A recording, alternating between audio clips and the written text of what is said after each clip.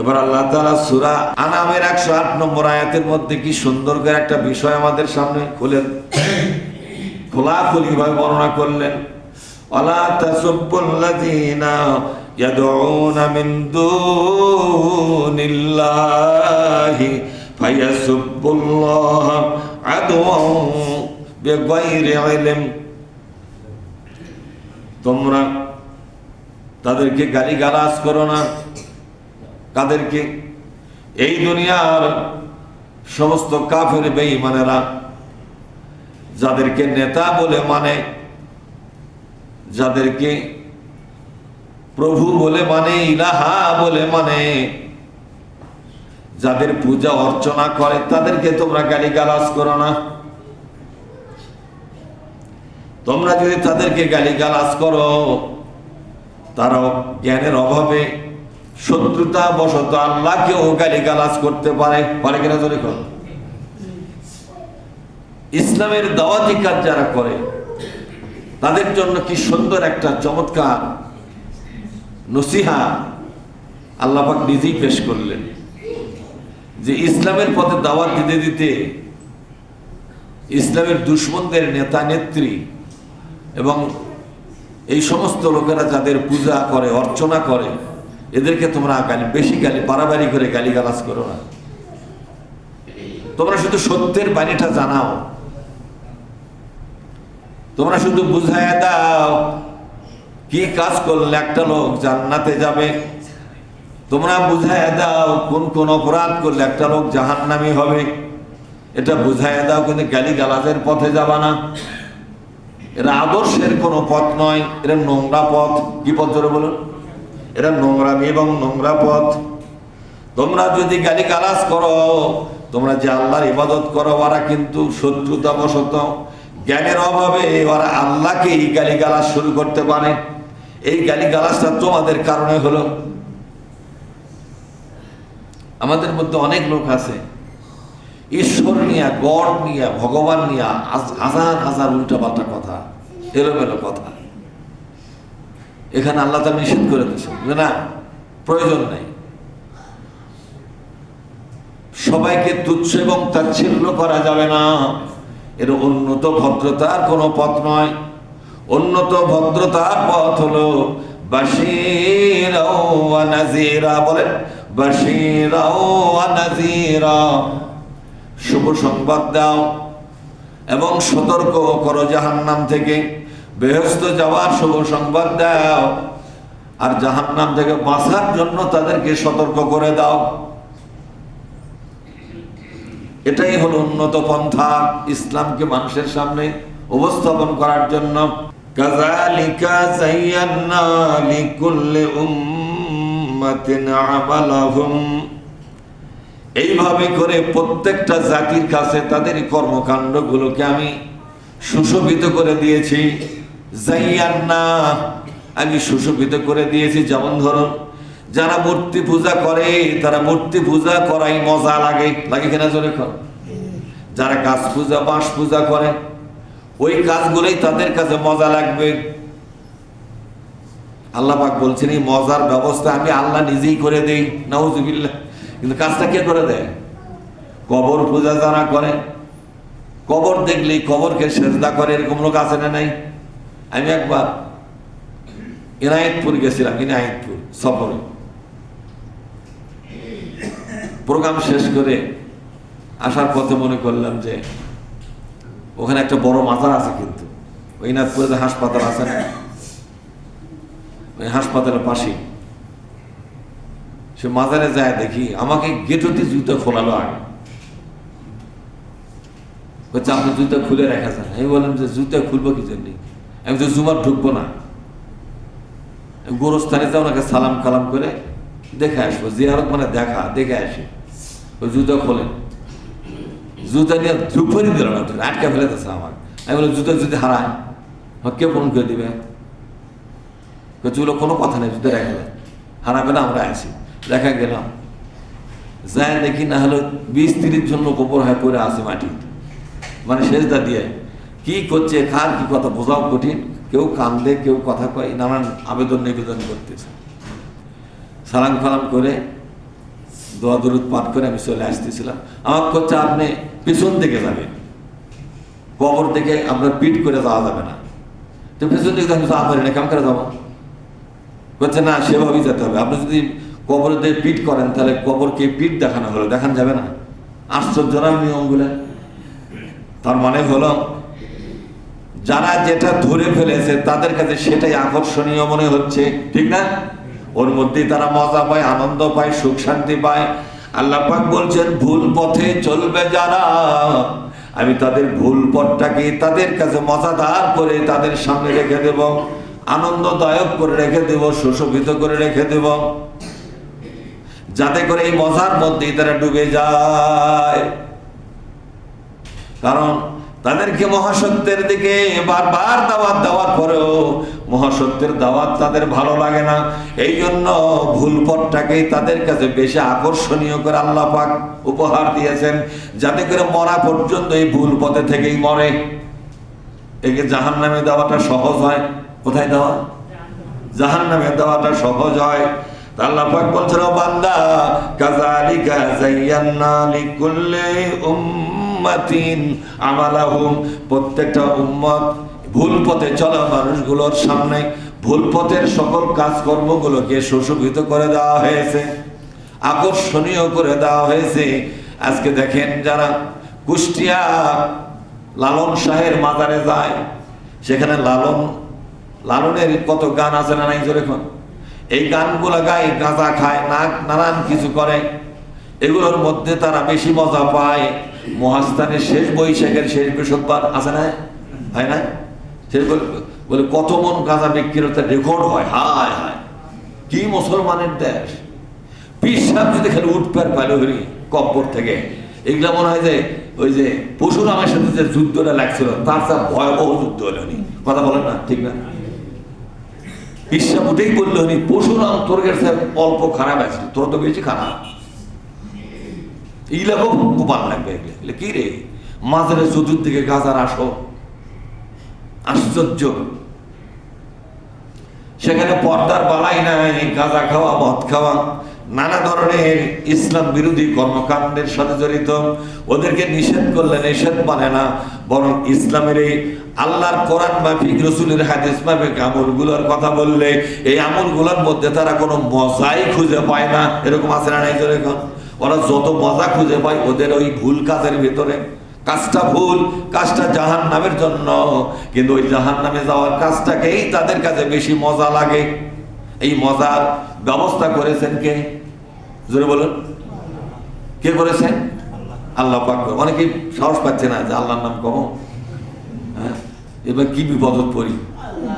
আল্লাহ তো কত পারে, আমি ওগুলো করেছি।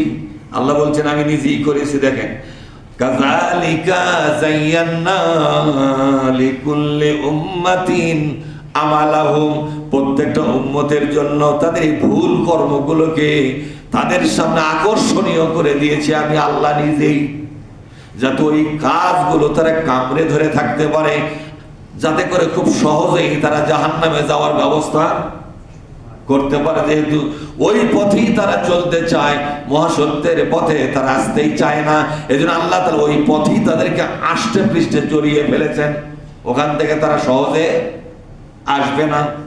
আল্লাহ তাআলা বলছেন সুম্মা ইলা রাব্বিহিম, বলেন আমার সাথে, সুম্মা ইলা রাব্বিহিম মারজিউহুম, এরপরে সকলের মৃত্যু হবে।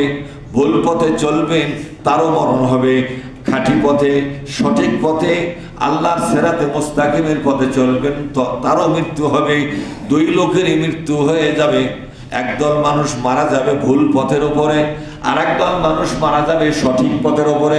যাবে কি যাবে না? কোন একদল মানুষ মারা যাবে কোরআন হাদিসের পথে আমল করতে করতে, সঠিক পথে থেকে। ইহদিনাস সিরাতাল মুস্তাকিম, আল্লাহ আমাদেরকে সঠিক এবং সরল পথটা দেখাও। কোরআন শরীফই হলো হাযা সিরাতুম মুস্তাকিম। আল্লাহ কোরআন নাযিল করে দিয়ে বলেন, ও বান্দা, সূরা ফাতিহার ভিতরে আমার কাছে একটা সহজ সরল সঠিক পথ তুমি চেয়েছিলে, আমি কোরআন নাযিল করে দিয়ে বলে দিলাম, এ কোরআন, পুরা কোরআনটাই হলো সরল এবং সঠিক পথ। কোরআনের বাইরে যত পথ আছে সেগুলো ভুল পথ, সেগুলো ভুল মত। আসল পথ, সঠিক পথ, অরিজিনাল পথ হলো কোরআনের পথ। সুবহানাল্লাহ বলবেন না? আল্লাহ তাআলা বলছেন, আমি আমার ওই সকল ভুল পথের বান্দাদের মরণ দিয়ে দেব একদিন। ভুল পথে থেকেই তাদের মরণ হবে। এরপরে তারা আল্লাহর সামনে যখন দাঁড়াবে, ফায়ুনাব্বিউহুম বিমা কানু ইয়ামালুন, তারা জীবনভর যে কর্মকাণ্ডগুলো করেছে, মাজার পূজা হোক কিংবা গাঁজার কলকির পূজা হোক, আসলে নাই জোরে কোন, চোট্টামি, ডাকাতি, বদমাইশি, লুচ্চামি, গুন্ডামি, ঘুষ খাওয়া, সুদ খাওয়া, রাষ্ট্রের টাকা, জনগণের টাকা চুরমার করে মেরে খাওয়া, এরকম লোক আসলে নাই জোরে কোন। ব্যাংক ডাকাত থেকে শুরু করে রাস্তাতে ডাকাতি বন্ধ করতেছে। 6 ইঞ্চি রাস্তা বাজেটে পাস করা আছে 3 ইঞ্চি রাস্তা করে, আর 3 ইঞ্চি রাস্তা ওই খায়া ফেলাছে। রাস্তা খোর, যেরকম কি খোর, রাস্তা খোর, কালভার্ট খোর, ব্রিজ খোর, এরকম খোর আছে না নাই যেরকম। এই সমস্ত অন্যায় পথে চলা মানুষগুলো যখন আল্লাহর সামনে দাঁড়াবে, আল্লাহ পাক বলছেন, সেদিন আমি তার জীবনের প্রতিটি কাজ এবং কর্মের, প্রতিটি কথার, প্রতিটি চিন্তার একটা একটা করে তাকে জবাব দিয়ে দিব। ও বান্দা, তোমার জীবনের 60টা বছর বা 100 বছর বা 500 বছর বা 1000 বছর আমার এই দুনিয়াতে তোমাকে আমি সৃষ্টি করেছিলাম, কিন্তু তুমি যে কাজগুলো করেছো, যে কর্মকাণ্ড করেছো, যে কথা এবং বক্তৃতাগুলো দিয়েছ, যে চিন্তাগুলো ছড়ালে, যে চেতনাগুলো ছড়ালে, তুমি ভুলে গেছো রে বান্দা, আমি আল্লাহ সবগুলো রেকর্ড করে নিয়েছিলাম। আজকে সেই রেকর্ড নিয়ে নাও। তোমার রেকর্ডটা ইকরা কিতাবাকা, বলে ইকরা কিতাবাকা কাফা বিনাফসিকাল ইয়াউমা আলাইকা হাসিবা। আল্লাহ পাক বলছেন, এই যে আমলনামা নাও, তোমার আমলনামা তুমি পড়াশোনা করে দেখো, কারো সাহায্য লাগবে না। আমি তোমাকে মরণের পরের জগতে তোমাকে শিক্ষিত বানায় দিয়েছি। কোন সুবহানাল্লাহ। তুমি পড়েছিলে, আমি নীরব ছিলাম না, আমি তোমাকে ওই অবস্থায় আলামে বরজখের ভিতরে, কার মধ্যে জোরে কোন, আলামে বরজখের ভিতরে তোমাকে শিক্ষিত করে দিয়েছিলাম। তুমি পড়তে পারবে, বলতে পারবে, এরকম শিক্ষাগত যোগ্যতা মরণের পরেই আমি তোমাকে দিয়েছিলাম। তোমার মগজটা এখন শিক্ষিত মগজ, যেরকম না সুবহানাল্লাহ। অনেক মূর্খ লোক মারা যাবে, লেখাপড়া জানে না, কিন্তু কিয়ামতের দিন ঝরঝর করে পড়বে আল্লাহর দেওয়া আমলনামা। কেমনে পড়বে? তাহলে এই শিক্ষিত কোথায় হলো? সে জীবনে ক খ পড়ে নাই, সরাইয়া ABCD বনালি পাতা থাক কিছুই পড়ে নাই। সে হলো নিরক্ষর, ইলিটারেট পারসন। সে নিরক্ষর মানুষ। কিন্তু কিয়ামতের দিন আল্লাহ পাক বলবেন, বান্দা, আমি তোমাকে যে আমলনামা দিলাম, আমলনামাটা নিজেই পড়াশোনা শুরু করো। কাফা বিনাফসিকাল ইয়াউমা আলাইকা হাসিবা। আজকে হিসাব দেওয়ার এই দিনে তোমার পড়াশোনাটাই যথেষ্ট হবে। যাবা কোথায়, জান্নাতে না জাহান্নামে? তুমি পড়াশোনা করলেই নিজেই বুঝতে পারবে তোমার নামে কি রায় দেওয়া আছে। এখানে পেশকার নাই, এখানে রায় ঘোষণা করার কেউ নাই। তোমার হাতে দিলাম, তুমি পড়ো। মানুষ মনে করছে আল্লাহ পড়ে পড়ে শোনাবে, আল্লাহ ঠেকা পড়তে শোনাবে। আল্লাহ আমলনামা প্রস্তুত করবে, কিন্তু যার আমলনামা তাকেই পড়তে হবে, যার আমলনামা তাকেই পড়তে হবে। অনেক লোক পাগল হয়ে মারা যায়, আসে না জোরে কোন, মাথার ব্রেন ঠিক নাই। কিন্তু কিয়ামতের দিন কোনো মানুষকে অসুস্থ করে তোলা হবে না। প্রত্যেকটা মানুষ জ্ঞানের দিক থেকে পাকা জ্ঞানের মানুষ হয়ে উঠবে। আর কেউ পাগল নয়, আর কেউ অল্প বুদ্ধির নয়, আর কেউ নোংরা বুদ্ধির নয়। সমস্ত মানুষের জ্ঞান হবে অত্যন্ত তীক্ষ্ণ জ্ঞান। কি জ্ঞান? তীক্ষ্ণ জ্ঞান হবে, লিটারেট পারসন হবে তারা। তাদের আমলনামাটা পড়বে, পড়ে পড়ে দেখবে, আহারে, সে আফসোস করে বলবে, ইয়া ওয়াইলানা, আজ আমার পোড়া কপাল, লা ইউগাদিরু সগীরাতাও ওয়ালা কাবীরাতান ইল্লা আহসাহা। কি আমলনামা পেলাম! এই আমলনামার ভিতরে আমার জীবনে ছোট্ট একটা কথা বলেছি, আমি এক শব্দ একটা কথা বলেছি, সেটাও লিখে রেখেছে এখানে। একটা অশ্লীল কথা একদিন মজা করে বলেছিলাম, সেটাও লেখা হয়ে গেছে এখানে। আমার তো আর বাঁচার কোনো পথ। কোথায় কার বুলা চুরি করে খাচ্ছি, মুরগি চুরি করে খাচ্ছি, কার মাছ চুরি করে খাচ্ছি, কার টাপ চুরি করে খাচ্ছি, এরকম খাওয়া পাটি আছে না নাই? ছোটবেলা দিলে খুব করছে ছায়াপাড়া, যায়া পুকুরের মধ্যে বসি পারে না, জাল দিয়ে মাছ তুলে নিয়ে আসে, হাঁসের ঘরের থেকে হাত চুরি করে নিয়ে যায়, মুরগি, মানে এগুলা পিকনিক খাওয়াতে শুরু মেলাও অকাম করে কিনা ধরে। কিয়ামতের ময়দানে আমলনামা যখন পাবে দেখবো, রে বাবারে, ছোটবেলা থেকে মরার 1 সেকেন্ড আগ পর্যন্ত আমার জবানে উচ্চারণ প্রত্যেকটি কথা রেকর্ড করা আছে। এটা কি আশ্চর্য আমলনামা! মা লিহাযাল কিতাব, বলে মা লিহাযাল কিতাব, এই কি সর্বনাশের আমলনামা আমাকে দিল। লা ইউগাদিরু সগীরাতান ওয়ালা কাবীরাতান, ছোট এবং বড় কোনটাই, ইল্লা আহসাহা, সব পুঙ্খানুপুঙ্খভাবে লেখা হয়ে গেছে। ওই যে আমি ফুটবল খেলার 10 টাকা চান্দা দিয়েছিলাম, সেটাও লেখা থাকছে। কাম তো সারি চাইবা, ঠিক না? একজনকে স্পিড খাওয়ার জন্য 20 টাকা দিলাম, সেটাও লেখা থাকছে। একজনকে একটা সিগারেট খাওয়াছিলাম একদিন, সেটা আমার নামে লেখছে, তুই মানুষ সিগারেট কিনেছু 10 টাকা। এইভাবে ছোট বড় ক্ষুদ্র এবং বৃহৎ সব কথা লেখা আছে। আজ তো আমার বাঁচার কোনো পথ নাই। তখন লোকটা আফসোস করে বলবে, আল্লাহ দয়া করে মেহেরবানি করে আমাকে জান্নাত জাহান্নামে তুমি দিও না, সরাসরি আমার পায়ের তলার যে মাটি, আমাকেও মাটি বানায়া দাও। আর আমি থাকতে চাই না, আমি নিঃশেষ হয়ে যেতে চাই। আল্লাহ পাক বলবেন, না রে বান্দা, না, আজকে বিনিময় দেওয়ার দিন, আজকে মজা নেওয়ার দিন। জাহান্নামের আমল করেছো, মাটি হক করতে হোক, মাটি হওয়া লাগবে না, আমি মাটি করব না। আমি তোমার জীবনের সকল অপরাধের আজকে পুঙ্খানুপুঙ্খ বিচার করে করে তোমাকে শাস্তির মধ্যে নেব। একটা অপরাধের বিচার শেষ হলে, শাস্তি শেষ হলে, আর একটা অপরাধের শাস্তি শুরু হবে। যেমন ধরেন, হিটলার 40 লোক মারছে, হিটলার 60 লাখ যদি মারা থাকে, এই দুনিয়াতে যদি বিচার হয়, যে কোনো আদালতে, দুনিয়ার তা আন্তর্জাতিক আদালত হোক না হয় গ্রামের আদালত হোক, আর ফাঁসি কয়বার হবে? কেমন লোক মারছে কয়বার? 60 লক্ষ। তার ওর ফাঁসি তো 60 লক্ষ বার হওয়া উচিত। এক মানুষের জীবনের পরিবর্তন 8 মানুষের। কিন্তু দুনিয়ার বিচারে সম্ভব নয়। কিয়ামতের দিন এই হত্যাকারীদের শাস্তি হবে এরকম, একটা লাশের বিনিময়ে, একটা জীবনের বিনিময়ে, একটা খুনের বিনিময়ে যে শাস্তি, এটা শেষ হবে। শেষ হওয়ার পর আর একটা খুনের বিচার, শাস্তি শুরু হবে। ওই খুনের বিচার এবং শাস্তি শেষ হওয়ার পর আর একটা খুনের শাস্তি শুরু হবে। লোকটা অবাক হয়ে যাবে, এটা কি আদালত রে বাবা! দুনিয়াতে 20টা 30টা খুন করলে একবার ফাঁসি হলেই শেষ, আর কোনো শাস্তি নাই। কিন্তু আখিরাতের যেমন দেখা যাচ্ছে, যতগুলো মানুষ আমার দ্বারা হত্যা হয়ে গেছে, আমার হাতে অথবা আমার ইশারায় অথবা আমার হুকুমে, কথা ঠিক না? আমার ষড়যন্ত্রে যত লোক মারা গেছে, সবগুলো লোকের একটার পর একটা আমার উপর ফাঁসি এবং শাস্তি কার্যকর হচ্ছে। আর তো বাঁচা যায় না। লোকটা তখন বলবো, আল্লাহ আর তো পারি না, আমাকে মাটি করে দাও, আমি মাটি হয়ে নিঃশেষ হয়ে যেতে চাই।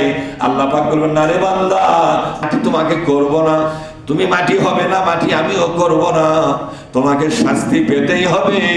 এটাই হলো আমার আদালতের চূড়ান্ত ফায়সালা। আমার কথা বুঝতে পারছেন? কোন অপরাধ কিন্তু মার যাবে না। আপনি যতই অপরাধ করেন,